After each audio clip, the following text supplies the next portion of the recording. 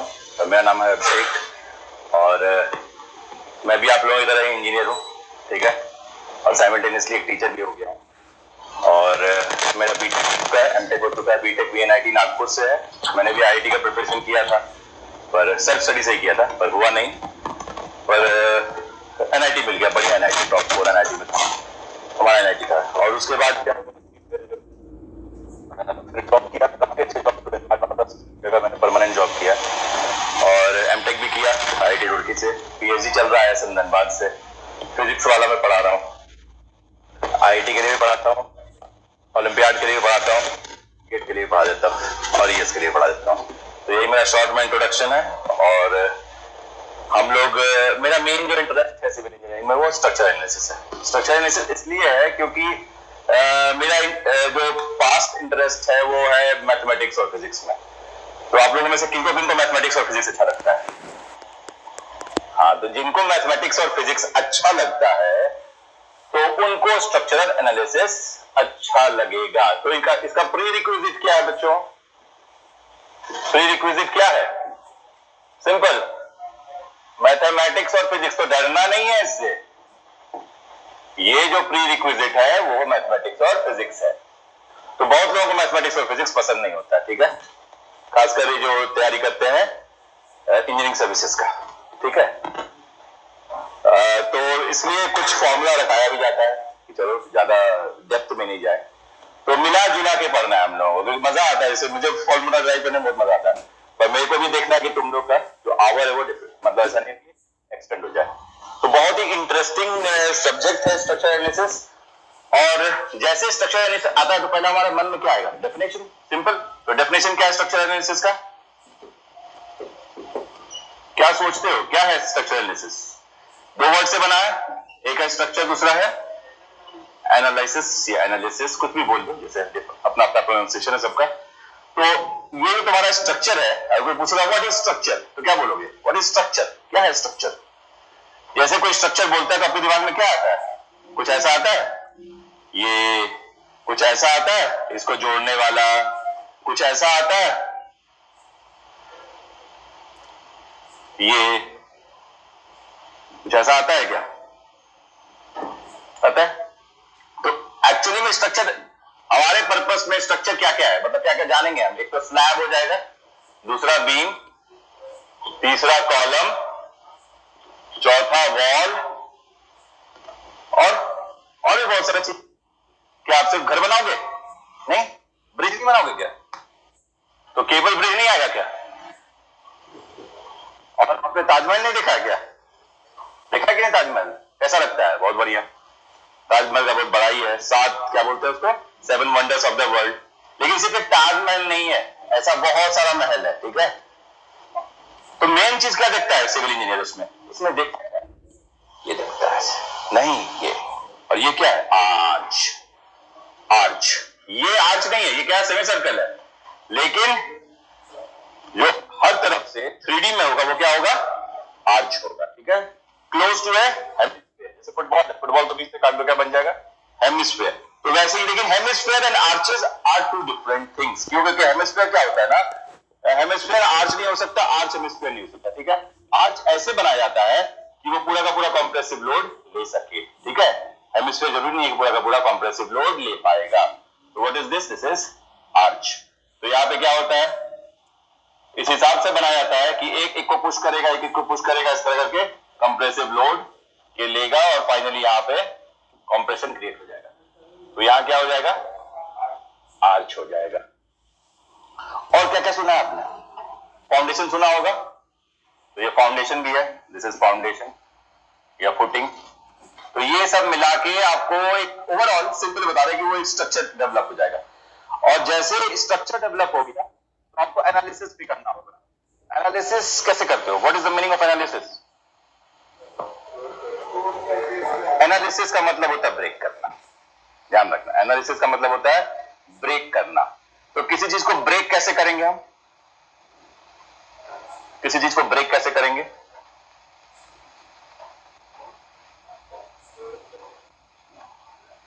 ठीक है, कुछ नोट करना है?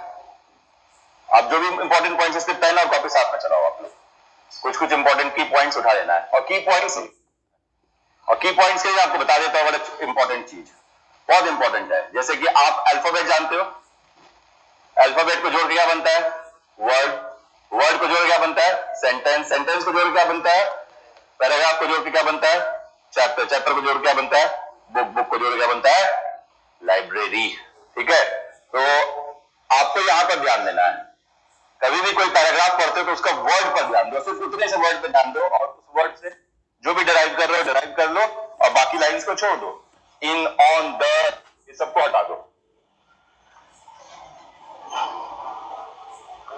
तो इस तरह से आप देख रहे हो कि हम स्ट्रक्चरल एनालिसिस को डिफाइन कर रहे हैं। तो पहला काम क्या है हमारा? पहला काम हम कर क्या रहे हैं? स्ट्रक्चरल एनालिसिस को डिफाइन कर रहे हैं। तो डेफिनेशन ऑफ स्ट्रक्चरल एनालिसिस, पहला चीज जो हम पढ़ेंगे वो है definition of structural analysis. Structural analysis, and what is a structure? A structure is a combination of various members. A structure is a combination of various members. क्या क्या member हो सकता है? सिंपल सी बात है, लाइन और पॉइंट को जोड़ के स्ट्रक्चर बनता है। लाइन और पॉइंट को जोड़ के स्ट्रक्चर बनता है। जैसे आपको एक फ्रेम दिखा देते हैं, ये फ्रेम है, सपोज देखिए ध्यान से, ये फ्रेम है। इस फ्रेम में आप क्या क्या देख रहे हो? इसको एक पॉइंट मान लोगे, इसको पॉइंट, इसको पॉइंट, इसको पॉइंट, और ये लाइन। तो इसको कहते हैं हम, क्या कहते हैं? मेंबर। और इसको क्या कहते हैं? जॉइंट। ये सब जॉइंट है, चाहिए क्यों ना। इसमें और इसमें क्या फर्क है? ये सपोर्ट जॉइंट है, समझ रहे हो? और इसमें और इसमें क्या फर्क है? ये मेंबर जॉइंट है। Getting it? ये नोट करना है आपको, ये नोट करना है, मेंबर जॉइंट और सपोर्ट जॉइंट।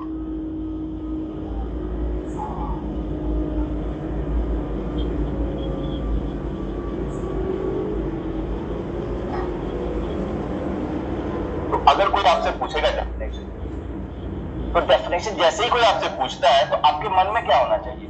रटा रटा है डेफिनेशन बताना? नहीं, ये नहीं होना चाहिए। होना क्या चाहिए? सिर्फ उतना सा बात बताओ, उतना सा वर्ड बताओ जितना जरूरी है। तो हम अगर लिखना चाहेंगे कि स्ट्रक्चर क्या होता है, तो लिखेंगे structure is a combination of members and joints. Very simple, very precise, very clear and very crisp. तो कॉम्बिनेशन ऑफ members